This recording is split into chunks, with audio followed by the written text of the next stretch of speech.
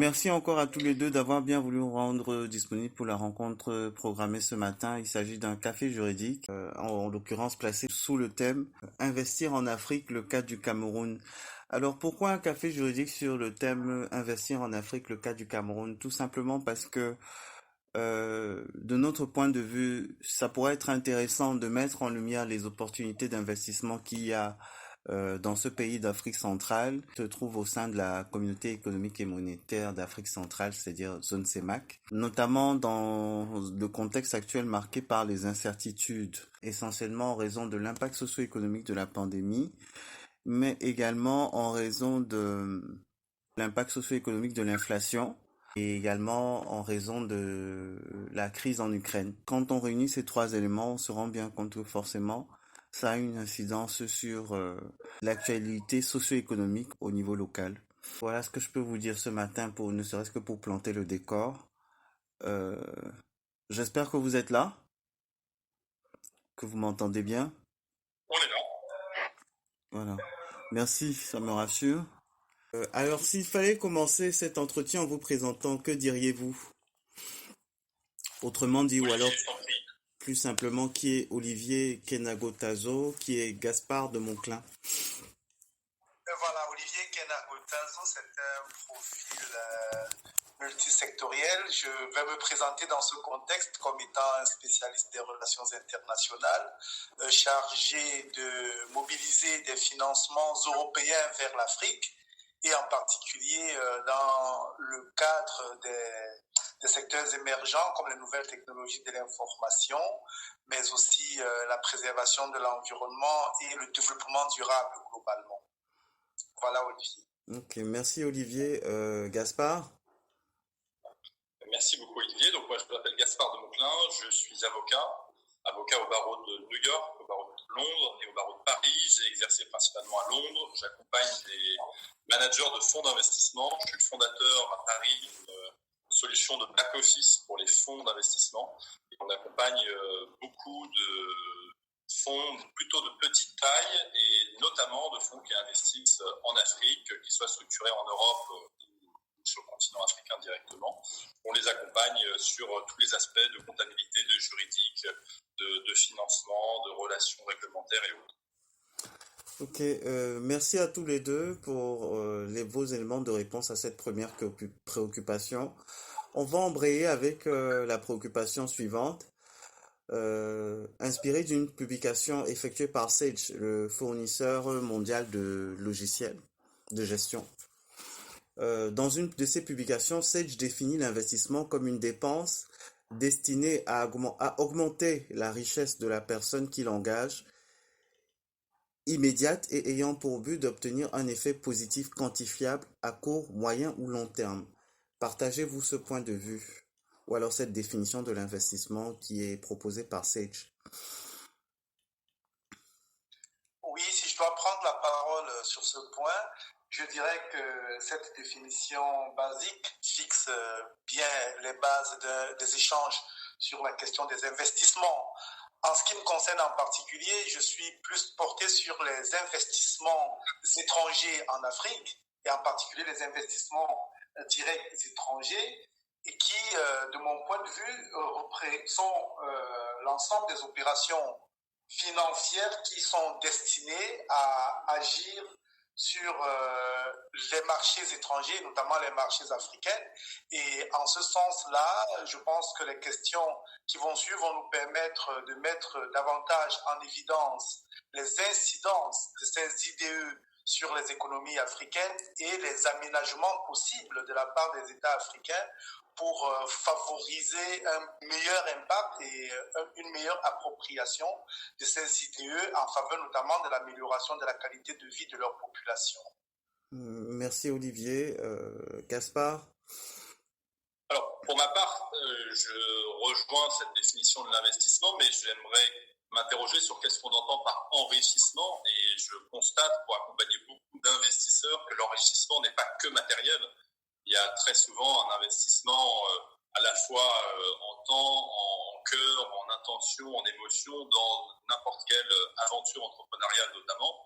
Et l'enrichissement, et qui revient, c'est peut-être de l'argent, tant mieux, mais c'est aussi très souvent des rencontres intéressantes, épanouissantes, de l'apprentissage des uns et des autres, le bonheur de participer d'une société qui s'améliore, qui grandit, qui s'épanouit, des gens qui vont sur plus de santé, plus de bien-être, qui ont accès à de meilleurs services, et participer d'un bonheur global aussi. L'investissement, je pense que ce n'est vraiment pas que financier. D'ailleurs, quand on voit des gens déjà très très riches continuer à investir, c'est bien qu'il y a autre chose peut-être que l'argent qui les intéresse. D'accord. Merci également Gaspard et merci à tous les deux pour ces éléments d'éclairage. La préoccupation suivante, les économistes établissent trois profils d'investisseurs, c'est-à-dire l'investisseur individuel, l'investisseur institutionnel et la société de capital investissement. D'après vous, quels sont les éléments qui permettent de différencier ces trois catégories d'investisseurs-là, ou ces trois profils-là? À toi, Gaspard. Merci. Alors, l'investisseur individuel, c'est souvent quelqu'un qui va avoir bien gagné sa vie, que ce soit par l'entrepreneuriat ou par sa carrière, et qui va investir souvent en immobilier, parfois en titres cotés, et plus exceptionnellement, mais de plus en plus nombreux, dans des startups, dans des projets innovants, pour les accompagner et en tirer un gain derrière. L'institutionnel, c'est des institutions bien plus importantes, ça dépasse le stade de l'individu, ça peut être des fonds souverains, ça peut être des assurances, ça peut être parfois de très gros family office, et eux, ils vont avoir une réflexion beaucoup plus financière de leur investissement, ils vont vouloir un retour très précis. Quand c'est un fonds de pension, il ne peut pas perdre l'argent comme un individu peut prendre un risque démesuré. Donc il y a une considération du risque qui est moindre, et je dirais qu'entre les deux, il y a ce qu'on disait comme la société de capital investissement ou le fonds d'investissement qui lui va être entre l'un et l'autre. C'est-à-dire que c'est un professionnel de l'investissement et il va être capable de prendre des risques aussi élevés en se disant que les retours peuvent être intéressants. Il va avoir une analyse assez poussée de cet investissement dans tel ou tel secteur, dans tel ou tel pays, et il va espérer en tirer un gain dépassant celui qu'aurait eu l'institutionnel, mais de manière plus récurrente et plus stable que l'individuel. Merci à tous les deux. Dans le même ordre d'idée, les profs... Je voudrais, Yvan, avec ta permission, D'accord. ajouter aux remarques qui ont été faites sur ce point, qu'en fait, ces trois types d'investisseurs se recoupent et interagissent à un certain moment, parce que l'investisseur individuel peut à un moment donné être impliqué dans des opérations d'investissement des deux autres catégories que vous avez identifiées. Et cela recoupe la question numéro 8 qu'on va aborder plus tard, avec le niveau de risque qui peut être pris par l'investisseur individuel, qui n'est pas le même que le niveau de risque qui pourrait être pris par les investisseurs institutionnels comme les banques ou les fonds de pension. Donc, tous ces types d'investisseurs, tous ces profils d'investisseurs sont nécessaires pour un environnement sain, compétitif et efficient. Merci encore Olivier et merci aussi à Gaspard. Donc j'étais en train de vouloir embrayer sur la troisième préoccupation. Bon, j'espère que vous n'allez pas me reprocher d'aller à d'aller au pas de cadence, mais vraiment c'est dans le souci de tenir. Excusez-moi, c'est dans le souci de tenir les délais qui nous sont impartis, puisqu'après chacun doit essayer d'enchaîner avec d'autres choses en fait. Donc, dans le même ordre d'idée, les professionnels du droit et du chiffre distinguent trois types d'investissement, c'est-à-dire l'investissement entrepreneurial, l'investissement financier ou non financier et l'investissement hybride. Mais d'après vous, quels sont les éléments qui permettent de distinguer ces trois catégories-là également? Ben oui, Yvan, si je peux me permettre, la première forme d'investissement qui se fait au niveau de l'entreprise entrepreneuriale, comme vous l'avez dit, va mettre en lumière des variables qui dépendent de l'investisseur, ici entendu comme personne physique. Alors, à ce moment-là, il peut déterminer le montant d'argent qu'il investit, le temps qu'il consacre à cet investissement et l'entreprise et les choix stratégiques qu'il considère dans cet investissement. Il y a des avantages qui sont liés à cette approche, c'est que l'investisseur va disposer de suffisamment d'informations qui pourraient atténuer les risques liés à l'investissement, mais il a également plus ou moins un contrôle sur la démarche qui est la sienne. Par contre, les inconvénients portent sur ces autres variables qui échappent à son contrôle, mais aussi sur une insuffisante de connaissances et de compétences techniques dans le domaine qui est le sien. Donc, cette première forme d'investissement a ses avantages et ses inconvénients, tandis que les investissements financiers ou non financiers échappent souvent au contrôle de l'investisseur individuel, étant donné qu'ils peuvent être portés sur des obligations ou des actions ou sur un fonds d'investissement. D'accord. Merci Olivier. Gaspard?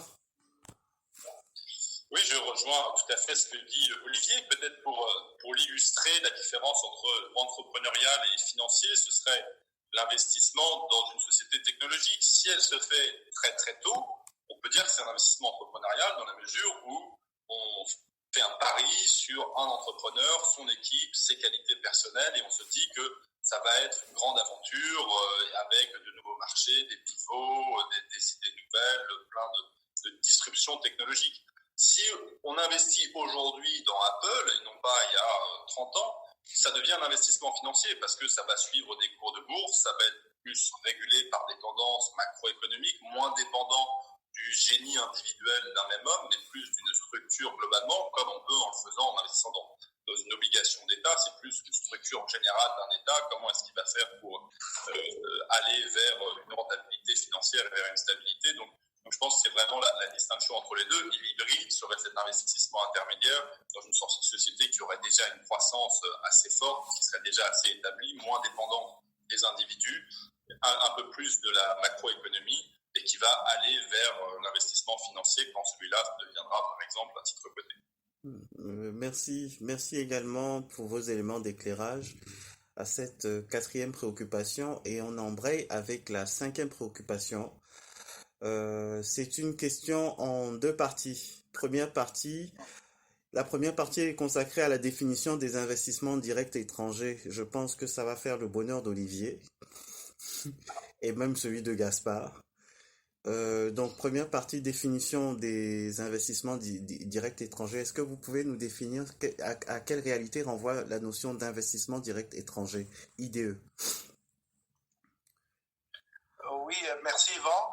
Comme je l'ai dit à l'entame de mon propos, je comprends les IDE comme l'ensemble de ces opérations financières qui ont pour objectif d'agir sur le marché et la gestion d'entreprises implantées dans un pays différent de celui de l'institution qui fait l'investissement. Alors, dans le cas d'espèce du Cameroun, puisqu'il s'agit de cela, il faut dire en effet qu'après une conjoncture qui a été particulièrement défavorable au cours de l'année 2020, ben oui, le Cameroun a connu un regain de l'attrait des investisseurs sur son sol. Ces afflux entrants d'IDE ont notamment permis de soutenir le dynamisme des secteurs de l'hôtellerie, des industries manufacturières et de la finance en particulier. Ce même dynamisme a été observé dans le secteur de la fabrication des matériaux de construction. Et dans le secteur de la finance, le pays a également vu l'arrivée d'acteurs financiers nouveaux à l'instar de la BGFI Bank à Douala et des banques équato-guinéennes Bange et de la nigériane Access Bank. Donc pour ma part, je voudrais voir dans cette progression les premiers fruits du cadre juridique et institutionnel qui a été mis en place par le Cameroun pour soutenir les investissements, à travers notamment la loi du 12 juillet 2017 qui a notamment créé une agence dédiée, l'agence de promotion des investissements. Parmi les mesures mises en œuvre, on a noté la multiplicité des forats économiques du Cameroun à l'extérieur pour précisément expliquer aux potentiels investisseurs les particularités et les atouts du marché camerounais, ainsi qu'une batterie de mesures d'amélioration du climat des affaires pour favoriser et améliorer le doing business au Cameroun, qui comporte entre autres l'amélioration des procédures relatives au marché public, la dématérialisation des procédures en matière fiscale et autres. Le temps ne nous permettra pas de rentrer dans toutes les innovations induites par ce cadre juridique nouveau. Ce serait intéressant pour ceux qui sont intéressés par le marché camerounais, mais ici je voudrais signaler que ces innovations tangibles portent entre autres sur l'allègement de la procédure d'obtention de l'agrément qui est accordé à l'investisseur. Cet agrément est désormais délivré par l'API, dont j'ai parlé tout à l'heure, et non plus par les administrations centrales, ce qui était source de retard et d'engorgement, mais aussi le bénéfice des exonérations fiscales et douanières pendant les différentes phases du projet et des facilitations financières et administratives. Donc, l'Agence de promotion des investissements au Cameroun dispose d'un site internet très interactif et réagit très rapidement aux sollicitations des potentiels investisseurs ou même tout simplement des curieux pour mettre à leur disposition la panoplie des mesures et des facilitations qui sont accordées aux personnes désirant investir au Cameroun. Merci Olivier. Gaspard? Merci Olivier pour cette réponse très complète et tu es vraiment un expert du sujet, donc je me range derrière ton opinion. J'ajouterais peut-être simplement que pour revenir sur la idée d'IDE, ça peut aussi inclure l'argent venu des diasporas qui sont présentes à l'étranger, c'est-à-dire que ce sont des nationaux, camerounais ou autres, qui envoient de l'argent par investissement ou pour soutenir des proches. En tout cas, c'est plus dans l'idée de l'investissement, et je crois que ces mannes financières-là vont continuer à croître beaucoup dans les prochaines années, parce qu'en Europe et aux États-Unis, une bourgeoisie de plus en plus éduquée, issue de pays africains, qui reste très attachée à la terre natale en quelque sorte, et qui veulent contribuer à la prospérité de ces pays, et donc il va y avoir une croissance, et moi je le vois avec les fonds d'investissement qu'on accompagne, c'est vraiment des gens qui ont envie de faire partie, comment dirais-je, prospérer leur richesse personnelle dans le sol de leurs parents ou celui où ils vont très fréquemment parce qu'ils ont gardé des attaches ou même qui étaient peut-être le leur quand ils les ont quittés. Merci. Oui, Yvan, avec ta permission, je sais que tu as envie de nous mener au pas de course, mais je voudrais vraiment rebondir sur cette précision fondamentale que Gaspard a faite, en ceci que nous devons effectivement considérer la diaspora comme un investisseur et comme un pourvoyeur d'IDE. Et d'ailleurs, les statistiques démontrent que les transferts de fonds de la diaspora vers l'Afrique en général sont supérieurs au montant des investissements directs étrangers. Ce qui veut dire que si les pays africains réussissent la transformation des transferts de la diaspora qui, pour l'instant, sont encore fortement dédiés aux dépenses de subsistance pour les mettre dans le secteur de l'investissement, eh bien oui, les transferts de fonds de la diaspora sont et seront davantage des leviers de développement des pays africains. Merci pour cette précision, Gaspard. Merci à tous les deux. Bon, c'est la deuxième fois qu'on va évoquer mon pas de cadence, donc je pense que peut-être je vais un peu devoir lever le pied, tout au moins pour pouvoir vous permettre de développer suffisamment vos éléments de réponse. Donc ça, nous rentrons maintenant dans la deuxième partie de cette cinquième préoccupation, avec un chiffre, en l'occurrence 9 026 millions de dollars, soit 5 434,3 milliards de francs CFA. C'est un chiffre qui nous est donné par la CNUSET, c'est-à-dire la Conférence des Nations Unies sur le commerce et le développement, qui dans son rapport 2021 sur l'investissement dans le monde, relève que c'est le nombre en fait d'IDE qui ont été captés par le Cameroun depuis l'année 2000, depuis les années 2000. Qu'en pensez-vous? J'espère que la question est suffisamment claire. Hein. Elle est très claire, d'autant que ce rapport de la CNUSED a été largement commenté au Cameroun. Et pour répondre sans embâche à ta question, je dois dire, Yvan, que le Cameroun intéresse plusieurs autres pays en matière d'investissement. très clairement. Il est vrai que selon les données fournies par ce rapport, les investissements chinois au Cameroun ont représenté environ 67% des IDE entrant au Cameroun. Cela s'explique, il faut le dire, par cette prédominance s'explique par le lancement des grands projets infrastructurels à partir des années 2010. Lesquels projets ont été fortement soutenus par des entreprises chinoises. Mais je dois dire qu'il n'y a pas que la Chine. Et à cet égard, je voudrais citer le cas de l'Union européenne, qui est l'un des partenaires majeurs de l'Afrique et du Cameroun en particulier, et indiquer que l'année passée, l'Union européenne a notamment lancé une grande stratégie d'investissement qui s'appelle le Global Gateway, dont l'objectif est précisément de mobiliser plus de 300 milliards d'euros en faveur prélevés sur le budget des États membres en faveur du développement du secteur privé africain, du développement des infrastructures africaines. Donc, plusieurs projets d'infrastructures au Cameroun, notamment les corridors de transport, tout ce qui favorise la mobilité, tout ce qui favorise l'intégration régionale, tout ce qui favorise les échanges commerciaux entre les pays de la sous-région, sont éligibles et réellement soutenus par cette stratégie d'investissement de l'Union européenne. Par ailleurs, au plan bilatéral, en 2021, l'Union européenne et le Cameroun ont conclu un cadre de coopération bilatérale qui s'appelle le programme indicatif multinational de 2021 à 2027 et dont les premières années sont pourvues d'un financement en termes d'investissement de 178 millions d'euros, soit 116 milliards de francs CFA. Et vous avez constaté que les investissements de l'Union européenne se focalisent sur des secteurs à très forte valeur ajoutée, comme les infrastructures de transport, je l'ai dit, mais aussi sur la jeunesse et sur la transformation numérique. Donc la Chine est certes un partenaire très important pour le Cameroun, mais d'autres partenaires sont là et dans le cas d'espèce, je me suis limité à l'exemple de l'Union européenne, mais on peut également citer d'autres partenaires bilatéraux, multilatéraux du Cameroun qui sont fortement impliqués dans les investissements dans ce pays. Merci Olivier. Gaspard?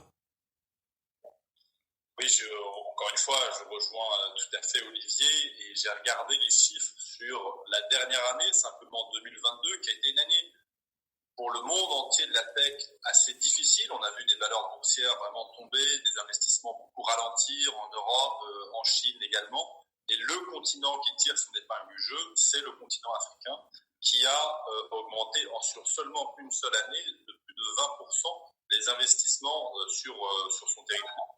Et le Cameroun, évidemment, est un pilier de l'écosystème bouillonnant africain parce qu'il est ce pays entre l'Afrique centrale qui fait le pivot entre les autres. Pourquoi est-ce qu'il y a un tel intérêt? C'est simple à comprendre. Il y a une démographie très forte. Démographie très forte, ça veut dire qu'il va y avoir un marché intérieur qui va continuer à croître et donc de potentiels clients pour énormément d'entreprises qui vont pouvoir se développer avec des enjeux technologiques, d'éducation, de transport, comme le disait Olivier, qui sont autant de challenges que les entrepreneurs ont envie de prendre à bras-le-corps pour participer de la prospérité africaine. Et il est évident que l'Afrique, sur les 20, 30, 40 prochaines années, sera la Chine d'hier avec le ralentissement qu'on constate aujourd'hui en Asie. Donc, je crois très fortement à l'augmentation des investissements par cette diaspora qu'on évoquait, mais aussi par tous les acteurs institutionnels qui vont avoir envie d'y participer et d'en profiter et d'en faire profiter le continent aussi. Merci à tous les deux. On continue avec les IDE. S'agissant des IDE, je pense qu'en fait vous avez répondu à la fois à la question 5, mais également à la sixième préoccupation.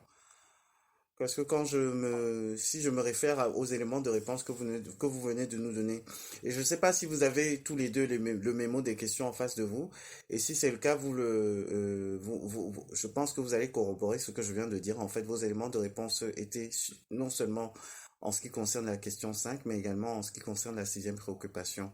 Est-ce que vous êtes d'accord? Si la sixième préoccupation, c'était est-ce que le Cameroun n'intéresse que la Chine? Pour moi, évidemment pas. Évidemment, le Cameroun va... La Chine est très intéressée par les secteurs de la mobilité, des transports, du ferroviaire. Mais comme je le disais, il y a beaucoup d'autres secteurs qui n'attendent qu'à être dynamisés aussi. Et donc, ça va attirer beaucoup de regards, notamment sur les secteurs financiers. Il y aura beaucoup de sociétés américaines, de sociétés européennes qui vont avoir envie d'y participer et plein d'acteurs locaux qui sont aujourd'hui de très bons ingénieurs, qui ont des compétences très poussées, qui ont parfois appris dans différentes universités et qui sont en mesure de participer de cette croissance africaine qui est évidente. Merci Gaspard. Olivier, est-ce que c'est OK? Oui, c'est tout à fait OK. Je pense que j'ai clairement estimé que la Chine n'était pas le seul acteur en présence, même si, comme Gaspard l'a relevé, son intérêt se porte clairement sur certains secteurs, tandis que d'autres s'intéressent également à d'autres secteurs pour lesquels il y a de la place pour tout le monde. OK. Merci. Nous arrivons à la 7e préoccupation. S'agissant des IDE, au cours des 20 dernières années, au niveau local et même dans d'autres pays, les manquements et le non-respect des règles observées dans la réalisation de certains projets infrastructurels ou dans le domaine de l'industrie extractive ont alimenté la controverse autour des IDE.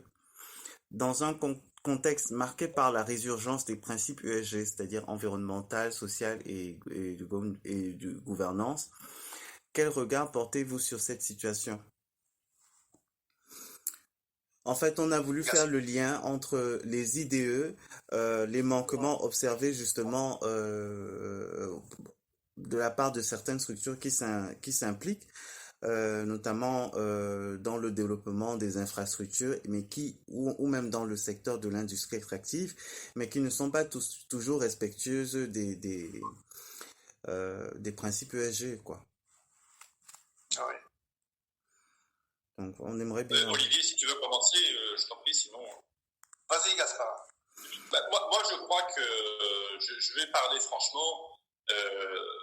Si on regarde qui a été le plus gros pollueur sur les 200 dernières années, c'est l'Europe. Sur les 100 dernières années, c'est l'Amérique. Sur les 50 dernières années, c'est la Chine. Donc, chacun de ces continents a eu le droit de prendre sa part de notre écosystème et assurer son développement sur une destruction de la nature. Il serait aujourd'hui très hypocrite d'attendre le développement africain avec un respect extrêmement strict de critères ESG qui sont rarement appliqués ailleurs.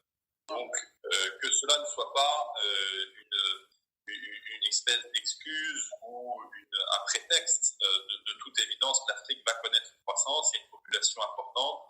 Évidemment, il faut autant que possible, avec la technologie et autres, préserver les environnements. Mais on ne peut pas croire que ça sera sans consommer du pétrole, sans construire des autoroutes, sans utiliser du béton ou quoi que ce soit. Évidemment, il va y avoir des enjeux d'équilibre, mais il faut reconnaître ça, l'accepter, et en accord évidemment avec les gouvernements et les populations locales qui vont prendre leur part. Mais en tout cas, je ne crois pas que ce soit aujourd'hui le vrai frein à l'investissement en Afrique, c'est cette question de l'ESG. Ok, merci Gaspard. Olivier? Je suis heureux que Gaspard aborde cette question sans langue de bois parce qu'il faut dire les choses telles qu'elles doivent être dites. Les impératifs et les exigences de durabilité environnementale sont clairement intégrés dans tous les programmes de développement des pays africains et du Cameroun en particulier. Lorsque vous parcourez la SND 30 du Cameroun, vous voyez bien que tous les axes, tous les centres d'intérêt sont développés en ayant à l'esprit l'exigence de préservation, l'exigence de durabilité globale. Et cela se voit aujourd'hui dans différents projets que nous développons. Si je prends le cas de la préservation de la forêt, vous savez que le Cameroun fait partie du bassin du Congo, qui est l'un des poumons environnementaux majeurs de la planète après le bassin de l'Amazonie. Eh bien oui, dans ce cadre-là, nous avons un programme de préservation et même de restauration qui est très avancé, mais il faut bien comprendre que cette exigence-là doit être compatible avec nos impératifs de développement.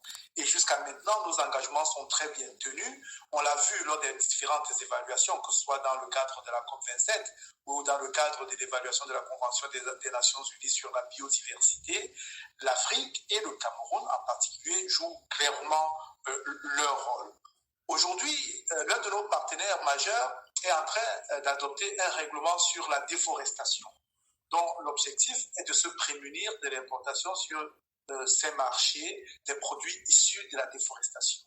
Alors, le Cameroun, dans ce contexte-là, démontre que l'approche de production traditionnelle et endogène de certains produits de base tels que le cacao se fonde sur l'agroforesterie, qui est une approche conciliant la création des plantations de cacao avec la préservation de la couverture forestière. C'est-à-dire, comme tu le disais tout à l'heure, Gaspard, que la polémique qui est créée, voire entretenue sur les questions de responsabilité ESG est une polémique qui n'a pas lieu d'être, dans la mesure où, quand bien même nous ne revendiquons pas aujourd'hui le droit de polluer, mais nous exigeons qu'il soit bien entendu que nous voulons mettre en adéquation nos obligations en matière de durabilité avec les impératifs de développement. D'autant que, Gaspard, tu l'as dit, les projets d'extraction minière, d'extraction de pétrole et de gaz, très souvent, mais ils ne sont pas destinés au marché africain. Donc, il faut bien pouvoir citer les responsabilités à ce niveau-là.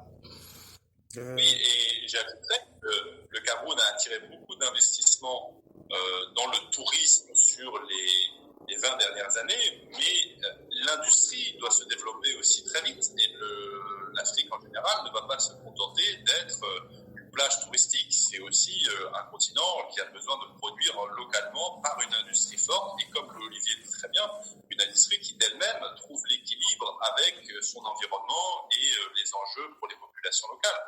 Mais il faudra accepter que cette industrie, bien sûr, elle consomme les ressources, les matières premières et elle trouve son équilibre. Tout à fait. Merci également, encore une fois, à tous les deux. La préoccupation suivant, de plus en plus d'opérateurs économiques faisant face aux challenges liés au développement de leurs activités ont recours aux levées de fonds, notamment dans le cadre du recrutement d'associés ou de partenaires. Cette tendance, en partie justifiée par les difficultés, par exemple, d'accès au soutien des banquiers, contribue largement à positionner les business angels, les fonds d'investissement et même les particuliers comme de nouveaux leviers d'investissement au niveau local. Qu'en pensez-vous? Je vais rapidement intervenir parce que je sais que là, c'est le domaine de prédilection de Gaspard. Pour dire qu'Yvan, je ne pense pas qu'il faille avoir une approche, je dirais, péjorative du développement des business angels et des fonds d'investissement. Le développement n'est pas, à mon avis, nécessairement lié aux difficultés d'accès au financement auprès des institutions traditionnelles comme les banques. À mon avis, ce développement et cette émergence participent plutôt d'une diversification, je dirais, heureuse des instruments et des moyens de financement de l'économie. Tenez par exemple les business angels qui regroupent dans des réseaux associatifs ou des sociétés d'investissement des gens qui veulent investir dans des secteurs variés, qui souhaitent participer à une aventure entrepreneuriale en faisant profiter de leurs associés, de leur expérience ou de leur réseau, mais ils sont très bien compatibles avec les fonds d'investissement qui, de leur côté, sont des entités beaucoup plus structurées, beaucoup plus puissantes et qui, eux aussi, peuvent être portés par des banques traditionnelles. Donc, pour moi, et parlant du point de vue des pays en développement, le véritable défi réside dans l'encadrement juridique et institutionnel de ces outils émergents qui sont déjà là, mais qui ont souvent été en avance sur la législation, ce qui peut souvent poser problème. Merci Olivier. Gaspard. Oui, je pense que c'est important de comprendre la complémentarité entre l'un et l'autre. C'est-à-dire que ce qu'on disait tout à l'heure, les questions sont liées entre l'investisseur individuel et l'institutionnel. L'institutionnel, comme la banque, va avoir une approche plus mesurée, plus risk adverse, plus prudente de son investissement. Elle va vouloir investir quand un business model est déjà là, quand il y a déjà du chiffre d'affaires, quand il y a du résultat, quand elle a une garantie sur le paiement, ce qui est dans sa nature, et c'est tout à fait acceptable parce qu'elle ne peut pas prendre le risque de faire faillite sur les dépôts de ses clients, et donc elle participe vraiment, c'est un pilier de l'économie qui ne peut pas s'effondrer, donc elle est naturellement prudente. Et je crois que, comme toute économie, et d'ailleurs ces banques, c'est vrai aussi bien en Afrique qu'en Europe, qu'en Asie, que n'importe où, hein, évidemment. Et donc il y aura un rôle majeur, je pense, à jouer pour initier des projets de la part des business angels et des fonds d'investissement. D'abord, plutôt des petits business angels qui vont vraiment mettre les premiers revenus, les premiers cash qu'il va falloir dans la société, la première trésorerie pour lancer l'activité. Le fonds d'investissement qui vient, qui apporte des méthodes un petit peu plus structurées et qui va faire passer encore une étape à cette société. Et la société, quand elle arrive dans sa pleine maturité, là, elle va pouvoir parler avec des institutionnels, type banque, assurance et autres, qui vont, elles aussi, participer de sa croissance, mais quand elle sera déjà plus stable et plus assurée. Donc, il va y avoir beaucoup de risques à prendre, mais ceux qui prendront les risques très tôt seront aussi ceux qui en auront les bénéfices plus tard. Et ceux qui auront investi dans les grands réseaux sociaux, les grandes fintech, les grandes medtech de l'Afrique de demain en seront très très heureux. Et il va vraiment y avoir une chaîne qui va se mettre en place. Et moi, je suis ravi qu'on accompagne et qu'on voit de plus en plus de gens qui sont intéressés par le tout début de la chaîne en voyant un écosystème bouillonnant. On a accompagné beaucoup de gens au Bénin, au Nigeria, au Cameroun aussi. Et il y a évidemment beaucoup de choses à faire. Donc, c'est vraiment la chaîne qui se met en place. Merci, pardon, merci à tous les deux. Euh, donc là, on était sur la préoccupation relative aux business angels, fonds d'investissement et particuliers. Maintenant, on va aller vers une citation ou alors une affirmation d'un expert, en l'occurrence Théophile Kepnan, qui est manager tax and legal d'un cabinet spécialisé dans le conseil juridique et fiscal sur le Cameroun, cabinet Tax Africa, qui nous disait l'an dernier, au cours d'un entretien qu'il a bien voulu accorder aux Insights de l'Écho, que il a établi une shortlist de secteurs d'activité qui, d'après lui, sont des secteurs d'activité où il y a des opportunités, notamment en termes d'investissement. Alors, quels sont ces secteurs d'activité-là? Il y a en première ligne, on retrouve l'agriculture, ensuite l'élevage, ensuite la transformation des produits vivriers. Après, on a également la facturage et la distribution des produits agroalimentaires. Ça, c'est ça. Donc, voilà, ces 5 secteurs d'activité-là, tout au moins du point de vue de Théophile Kepnan, manager tax and legal, cabinet Tax Africa, ce sont des secteurs dans lesquels il y a des opportunités d'investissement. Est-ce que vous partagez ce point de vue? Est-ce que vous souhaitez élargir la shortlist qu'il a établie?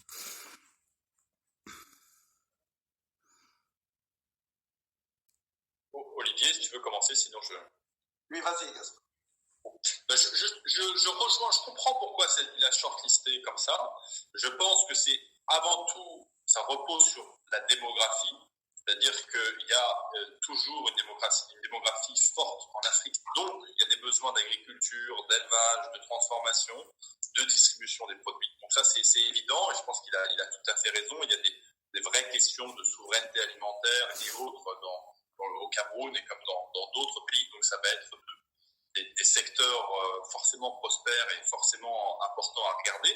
Mais j'ajouterais à cette shortlist d'autres secteurs, notamment celui des fintech. Moi, je parle avec une Afrique ultra connectée qui a une envie, c'est de développer avec ses ingénieurs autre chose que de l'agriculture. Alors, même si, bien sûr, l'agriculture peut faire appel à la technologie et ce sera nécessaire, mais je pense que dans le domaine de la banque, de la finance, il y a notamment une diaspora unique qui a été dans les plus grandes banques et autres et qui veulent importer toutes ces compétences ou rapatrier plutôt toutes ces compétences. Donc j'élargirais quand même un petit peu la shortlist en étant d'accord avec le point de départ et vision initiale. D'accord, merci Gaspard. Olivier? Ben oui, tout à fait, Gaspard. Je suis sur la même ligne que toi et je voudrais citer une étude complémentaire qui a été menée par un autre cabinet conseil basé à Douala au Cameroun et qui a établi un document qui s'appelle Top 50 des secteurs porteurs au Cameroun. Et ce top 50 va de l'industrie brassicole en passant par la banque, la technologie, la téléphonie mobile, l'agriculture, l'immobilier. Donc, ce sont vraiment des secteurs variés. Pour dire que, en fait, le Cameroun est une terre d'opportunités. Et je ne pouvais terminer cette session sans utiliser cette expression chère aux champions du Cameroun, le chef de l'État, qui, aux investisseurs, tient à signaler que oui, le Cameroun est en réalité une terre d'opportunités au regard de son dynamisme démographique, au regard de ses atouts naturels, de sa diversité géographique. Rendez-vous compte que le Cameroun est l'un des rares pays qui a toutes les aires agricoles et géographiques d'Afrique. C'est-à-dire que vous avez le bassin du Congo, la forêt équatoriale, vous avez une zone de savane, vous avez une zone de désert, ce qui rend ce pays propice à tout type d'investissement en fait. Et avec des ressources hydrologiques et hydrographiques inépuisables, il y a de la place pour tout le monde et les opportunités d'investissement sont nombreuses, d'autant que depuis, ces atouts naturels s'adossent sur une volonté politique réelle et sur la mise en œuvre d'un train de réformes tant juridiques qu'institutionnelles qui ont pour objectif de favoriser l'investissement privé et de permettre à cette jeunesse dynamique, bien formée, très intelligente, de pouvoir contribuer réellement à l'essor de la nation. Merci à tous les deux et nous sommes quasiment parvenus au terme de notre entretien de ce jour avec une dernière préoccupation. En fait, c'est une citation. Le continent africain possède tous les atouts nécessaires à un essor économique sans pareil. Il y a des ressources naturelles. C'est un continent béni de Dieu à cet égard. Il y a des ressources humaines et de la volonté économique et politique qui reste à concrétiser sur le terrain. Que pensez-vous de cette assertion de Pierre-Emmanuel Emoquet, qui c'est également Senior Tax and Legal Manager chez Mazars Cameroun, et cette assertion qu'il a eu à faire toujours dans le cadre d'une interview qu'il a bien voulu accorder à la rédaction des Insights de l'Écho. Oui, Yvan, j'ai dit la volonté politique est là. La volonté politique au Cameroun, elle est réelle. Quels sont les indicateurs de cette volonté politique? C'est d'abord ce dialogue permanent qui est établi entre les autorités administratives et le secteur privé. Vous n'êtes pas sans savoir que le Premier ministre, chef du gouvernement, s'emploie à organiser des talks réguliers, au moins une fois par an, avec le groupement du patronat camerounais et d'autres acteurs privés, à le fait d'obtenir leur inputs sur la politique économique du Cameroun, laquelle est très souvent reflétée dans la loi de finances et dans les autres textes qui structurent et qui régissent le secteur économique camerounais. Donc la volonté existe. Elle existe également dans les mesures visant à assainir et à améliorer la gouvernance du Cameroun. Plusieurs mesures ont été mises en place tant pour faciliter la création des entreprises, que ce soit les micro et les très petites entreprises, que les grandes entreprises, et les cadres juridiques appropriés à chaque type d'entreprise, à chaque secteur, sont également mis en place par les différentes autorités compétentes. Cette volonté est là. Évidemment, cette volonté ne suffit pas. Il faut la mettre en œuvre. Elle est progressivement mise en œuvre et les mesures produisent déjà des résultats. Donc, pour ma part, il est impératif que l'on passe du potentiel africain ou même camerounais en particulier, parce que j'estime qu'on en a déjà suffisamment parlé, pour construire réellement l'Afrique de demain.